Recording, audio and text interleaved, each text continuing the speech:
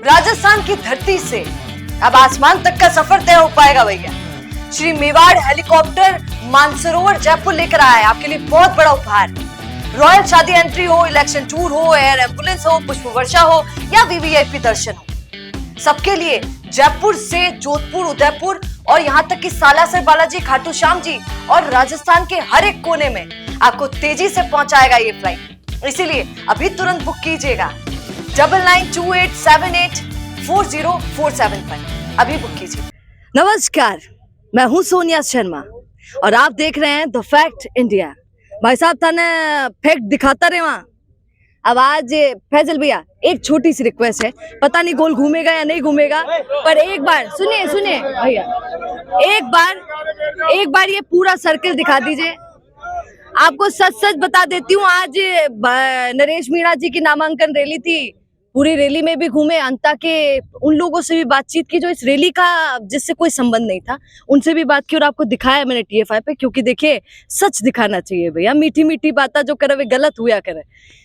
तो यहाँ पर जब अभी शाम को जब आधी पब्लिक, तो आधी से भी ज्यादा पब्लिक जा चुकी है थोड़ी सी, फिर भी ये भैया लोग हमारे घेरा बनाकर यहाँ बैठ गए हैं। अब मैं इन भैया लोगों से परमिशन लेके इनसे बात करने यहाँ पर आई हूँ। राम राम भैया। राम राम सर, राम राम। थोड़ा हंस भी दिया कीजिए, लोग सोचे नरेश जी हंसत तो छह कम से कम। देखिए मैं परसों सुन रही थी भैया को, भैया कह रहे थे भैया आप शांत रेमला, और लोगों को बोल रहे ते भी शांत रही जो कंड थाकी बजे सुकाए ना हो जाओ। तो ये बात भी ठीक है। अच्छा एक बात बताइए, कल प्रमोद जन भाया गए, अपनी पत्नी को साथ लेके गए, मुहूर्त निकलवाया, पहली पूर्व मंत्री साहब मुहूर्त निकलवाया, पंडित जी से पूछा कि पंडित जी की जावला ये मुहूर्त पर तो जीत वापस आओ।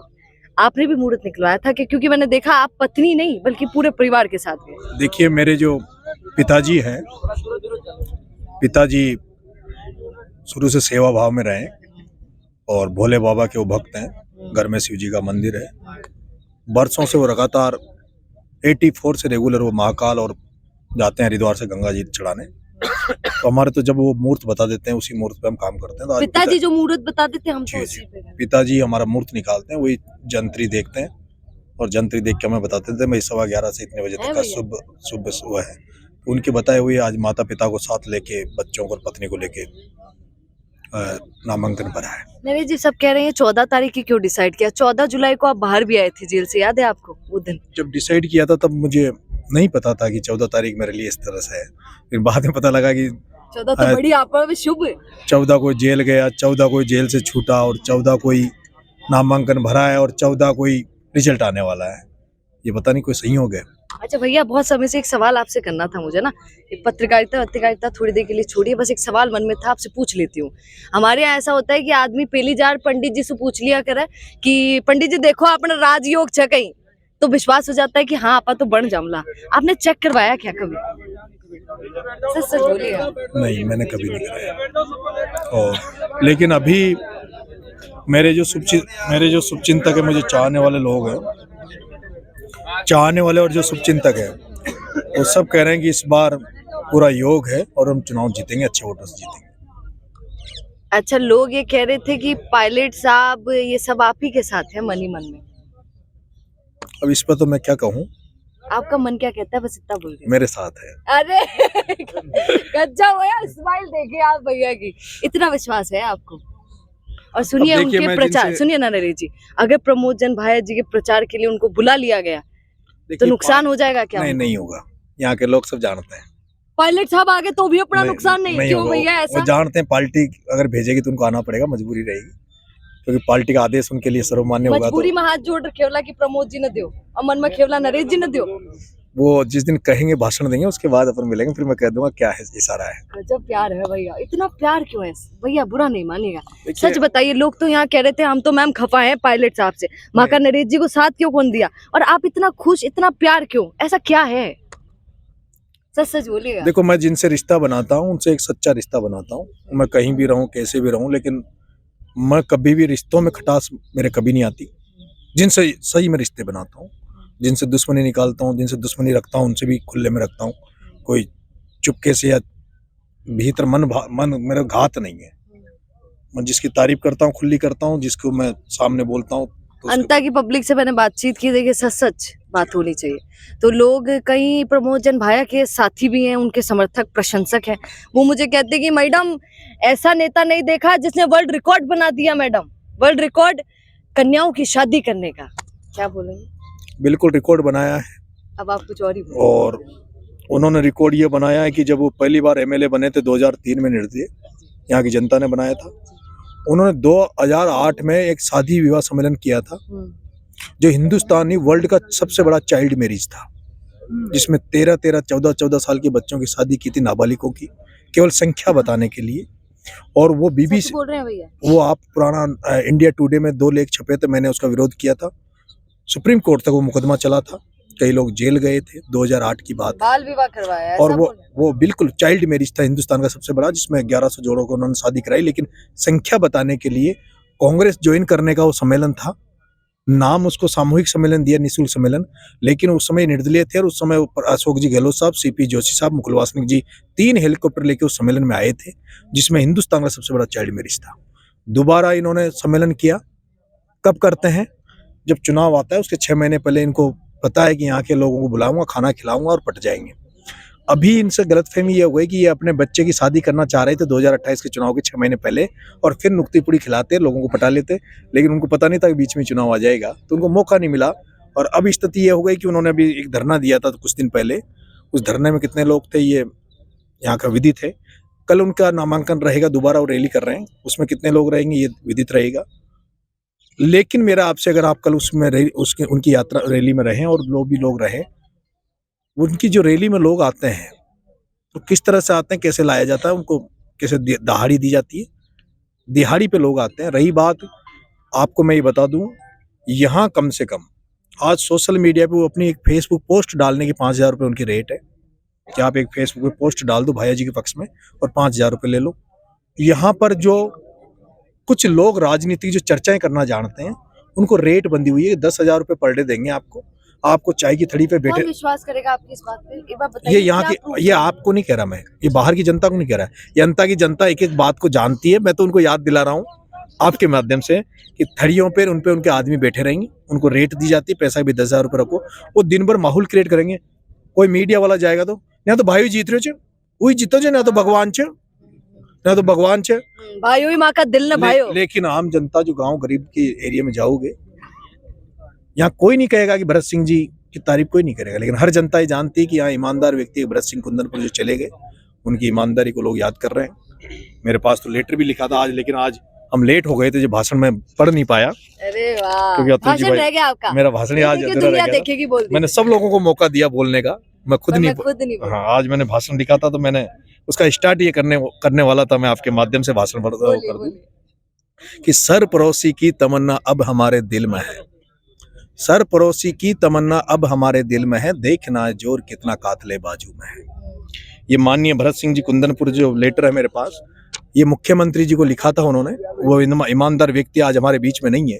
अगर अशोक जी गहलोत साहब और कांग्रेस पार्टी उनको सच्ची श्रद्धांजलि देती तो भाया को टिकट नहीं देती, लेकिन दुर्भाग्य है कि उनके जाने के बाद भी उनकी क्या आत्मा दुआ दे रही होगी। सर कह रहे हैं, लिखा है अशोक जी गहलोत साहब को भरत सिंह जी लिखते हैं, प्रदेश में यदि खनन माफिया पर नियंत्रण करना है तो प्रदेश के खनिज मंत्री को तत्काल बर्खास्त करें। जब प्रमोद जैन भाया खान मंत्री थे, भरत सिंह जी विधायक थे, और एक भरतपुर में एक संत महात्मा खनन विभाग के खिलाफ, भ्रष्टाचार के खिलाफ एक व्यक्ति ने आमरण अनशन करके अपनी प्राण त्याग दिए थे।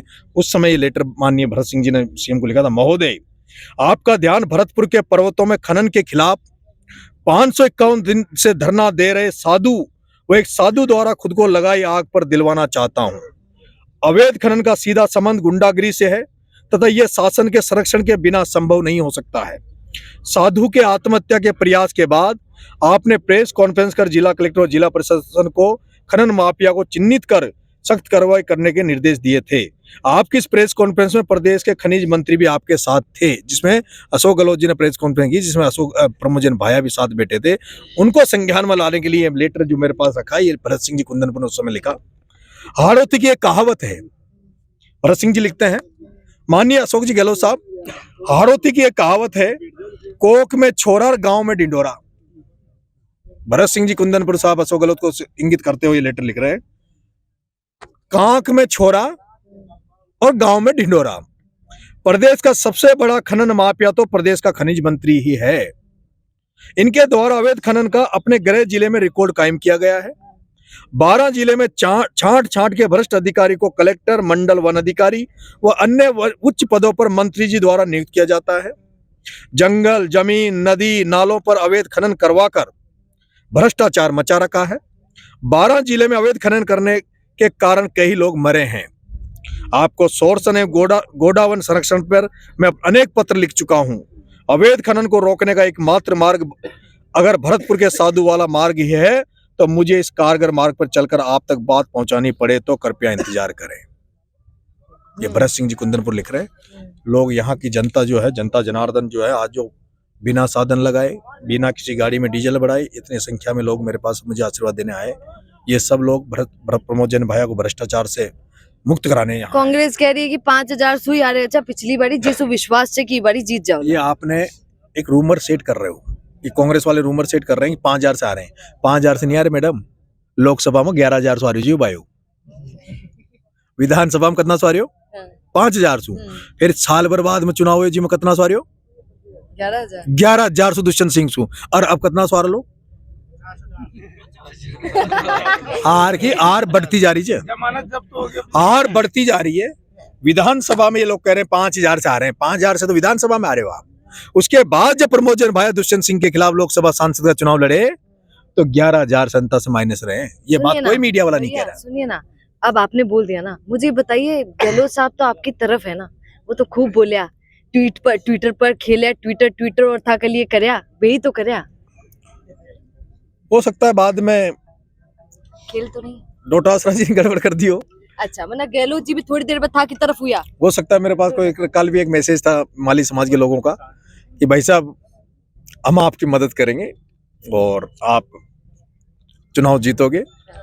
भय से सब लोग परेशान है, कांग्रेस में बैठे बड़े नेता। पर गहलोत जी जहां उंगली कर देते हैं माली समाज, ऐसा कहते हैं लोग कि वही चले जाते। माली समाज तो मेरे साथ खड़ा है, पूरे माली समाज मेरे साथ मुझे वोट देगा। यहाँ लड़ाई अब जाति की नहीं है। अब आप भी मीडिया के साथियों से मेरा आग्रह है, आज आपने देखा नहीं शहर में, शायद आप मेरे रोड शो में सबसे पूछा नहीं, आप मेरे अगर रोड शो में चले होंगे, आप जाति के हिसाब से बात मत करो प्लीज। अब यहाँ जाति की लड़ाई नहीं है, यहाँ किसान वर्सेज व्यापारी है, भ्रष्टाचार वर्सेज ईमानदारी है। लड़ाई है ईमानदारी और भ्रष्टाचारी के बीच में। लड़ाई है व्यापारी सोच के, नोट व्यापारी सोच के नेता और किसान और मजदूर गरीब की सोच के नेताओं के बीच ये लड़ाई है। आमजन यहाँ हमें आशीर्वाद दे रहा है, बहुत बड़ी संख्या में आशीर्वाद दे रहा है। चुनाव हम जीत के निकलेंगे। हनुमान बेनीवाल नहीं आए पर सपोर्ट में है। बिल्कुल, हनुमान जी भाई साहब का मुझे उन्होंने कहा भी है कि भाई हम कांग्रेस बीजेपी को जो हराएगा हम उसके साथ हैं।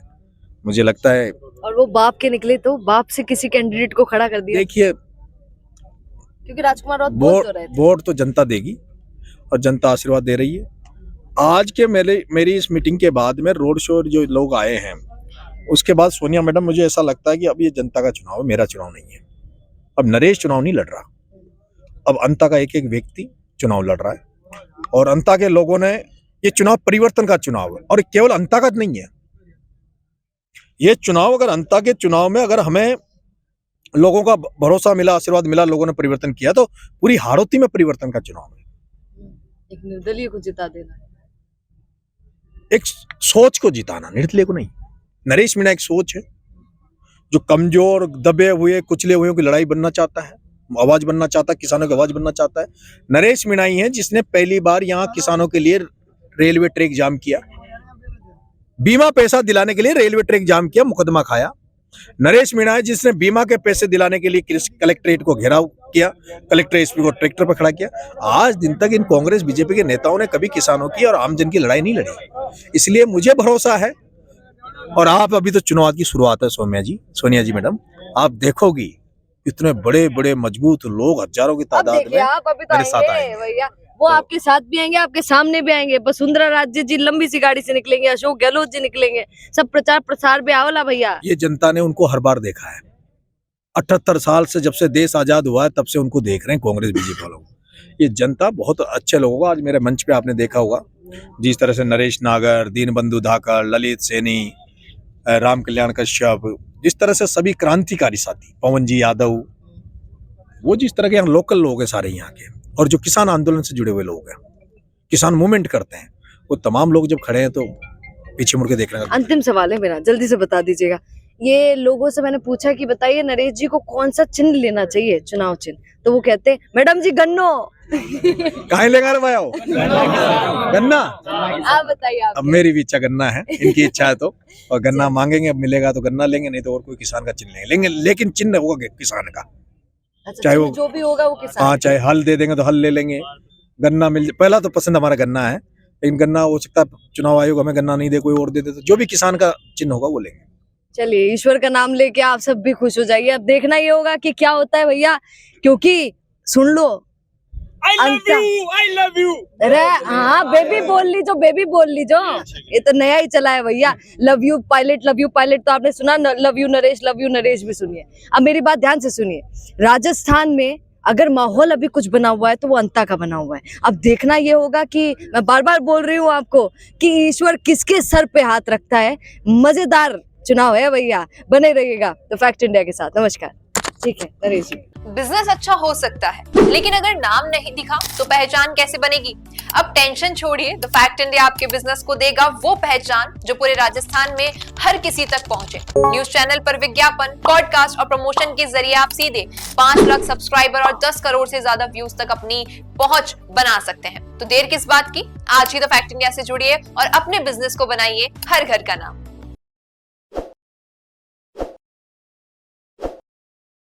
ताज़ा खबरों के लिए विजिट करें द फैक्ट इंडिया की वेबसाइट और डाउनलोड करें द फैक्ट इंडिया ऐप।